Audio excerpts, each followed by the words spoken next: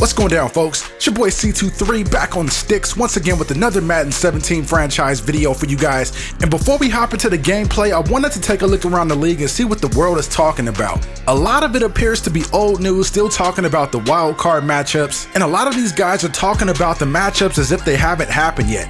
And I'm not too sure what that's about. Maybe just the game is lagging or something like that. But even with that being the case, it's still pretty obvious that nobody is talking about the Atlanta Falcons. Charles Davis does mention a little something about the cover 2 defense that we are running in practice, but besides that, you guys, I still get the feeling that nobody is really buying into us yet, so we're just gonna have to help them out and changing their minds. Now, as you can see, we got the Carolina Panthers this week, and Dallas is gonna have their hands full with the Green Bay Packers, so we'll see how that turns out. And look at Devontae once again being the emotional leader on the sidelines. That's what I like to see, man. Devontae is out there getting everybody ready because he knows what's at stake in this one. Now, getting to the gameplay, we come out on defense in this one. We're expecting to run, so we send the blitz right there, and Campbell's able to chase Stewart down from behind, bringing up a 2nd and 11. Next play, Stewart gets the handoff again, and our run defense is right there to shut him down. So now they're looking at a 3rd and long here. Cam in the shotgun, looking downfield, dumps it off short to Olsen, and Deion Jones is right there to make the tackle, but he's flagged for a face mask penalty,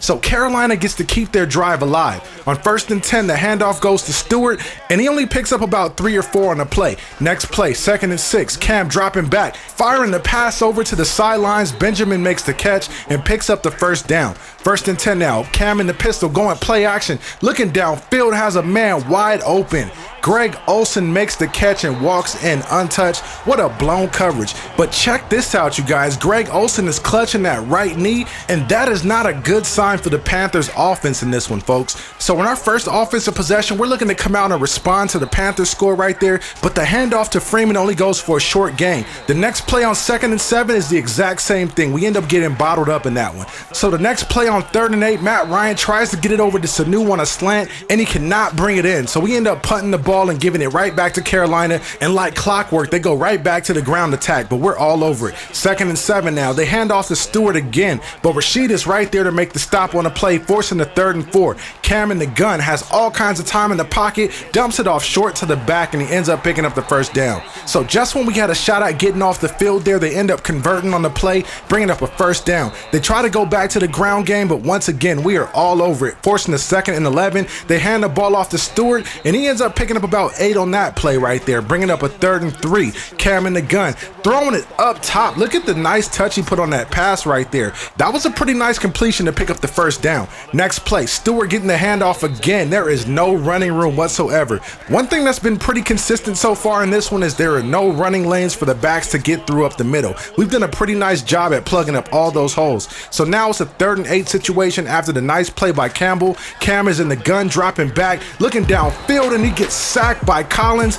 We ended up sending the nickel blitz on the play, and it got home. Cam had no chance to get rid of it whatsoever. But what you guys might have missed though on that play was the user linebacker Deion Jones dropping back in coverage. His original assignment was to blitz on that play, but he saw the 4 verts and covered the wide out on that play, and really the coverage there helped the blitz get home. So now we're down in this one after the field goal, 10-0. Matt Ryan drops back and completes the pass to Julio Jones for a 1st down, and we're able to move the chains and pick up a new set of downs. Next play, the handoff goes to Freeman, and he gets loose a little bit and picks up a 1st down after a gain of about 13. The next 1st and 10, we go with the screen game to Freeman, and he tries to spin right there but can't break loose of the tackle, so he gains about 3 on the play. On 2nd and 7, the handoff off the right side, Freeman is able to pick up the 1st down, and it sets up the next play perfectly. Ryan goes with the play action, goes up top to Julio, and we're able to answer and put up a quick 7 on the board. Julio just blows right by the DB, and once he steps on the accelerator, there is no catching that man. He is blowing right by you. He's beating the DB by at least 2.5 steps. Matt puts the ball right on the money, and Julio walks in untouched. So on the Panthers' next possession now, Newton has all day in the pocket, dumps it short to Benjamin, and look at the hit that Campbell just put on Benjamin. That was a brutal collision right there. Take a look at it one more time. Campbell just comes in and lowers the boom on Benjamin. Benjamin goes flying after the collision, and he has to leave the game with an injury, folks. That could be pretty significant for the Panthers offense moving forward. Now the next play on 3rd and 5 here, Cam's under pressure and he's forced to get rid of it right away. Look at the pressure being applied by Upshaw. And for those of you guys that have been following the series, you guys will know that that's nothing new. Upshaw's been doing that the entire second half of the season. And I think that signing Corey Courtney Upshaw last offseason was probably the biggest acquisition we made. Even though it flies a little bit under the radar and it's not big and flashy, he's not a huge name or anything like that, he just brings his hard hat and his lunch pail to work every day ready to go. And that's all you can ask for out of a D lineman. Now on our next play, it's 1st and 10. Matt Ryan comes out under center, hands the ball off to Freeman, and there is nowhere to run right there. Good job by the Panthers D. So that brings us to 2nd and 10 now. Matt Ryan goes play action, looking up top to Julio Jones. He goes up and grabs it and comes down at the 1-yard line. For a second there, it looked like he might have dove into the end zone though. What do you guys think there? It does kind of look like he scored there at first glance, especially if you look at it in real time. But if you freeze it and look at the still shot, you'll see the knee is down right there and the ball isn't anywhere near the plane. So that was a good call by the ref there. Unfortunately, I had to waste a timeout during a challenge trying to see that. But either way, we still get the touchdown on the drive there. On our next possession, Matt Ryan goes play action and throws a dart over there to Hooper, who makes the catch right before the linebacker can come over and knock it down. On 2nd and 3, Matt Ryan completes the pass to Julio Jones on the slant there, bringing up another 1st and 10 and keeping the drive alive. On the next play, Ryan going play action, trying to hit Julio on the comeback route, but the DB is right there to bat it down, bringing up a 2nd and 10. Ryan connects with Sanu down the seam right there for a huge gain, and we've got a pretty decent drive going here. We got to capitalize on this field position. Look at Freeman right there fighting off all the tacklers too.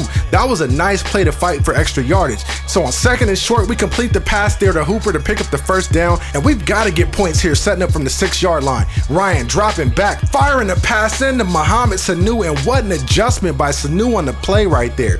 What an adjustment to lay out and actually snatch that out of the air. That was a nice catch.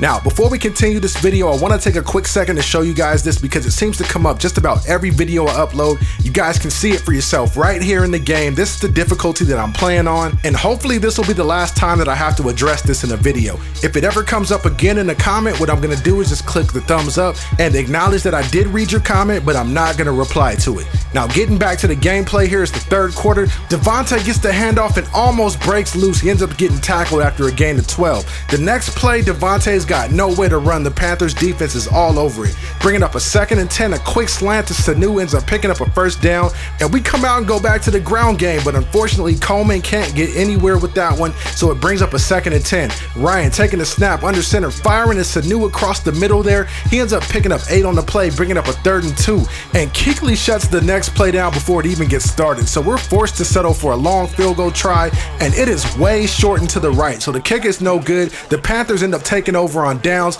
and Cam gets loose on the running play. He almost breaks that one open. If not for the safety Allen coming down making the play, Cam would still be running right now as we speak. But the next play right there is a handoff to Stewart. He ends up picking up 7 on the play, and after the play action, Newton connects with Funches right there, and he gains a pretty decent chunk of yardage on the play. So just like that, the Panthers are in goal-to-go territory. It's 1st and goal. Newton drops back, but he's under pressure. Vic Beasley coming down from the linebacker spot to make the sack, and now they're looking at 2nd and goal from the 16-yard line. They come out with the handoff to Stewart, and he ends up rumbling forward and ends up taking it all the way to the 4-yard line. So it's 3rd and goal now. We dial up the blitz, and Wheeler gets home, sacking Cam Newton on the play, and we end up holding them to a field goal try on the play, and of course they knock that through, and we've still got an 8-point lead with about 2 minutes left to play in the 3rd quarter. So we try to stay aggressive in this one, dialing up the deep bomb to Julio Jones, but the pass is broken up. Nice play by the DB right there, bringing up a 3rd and 10.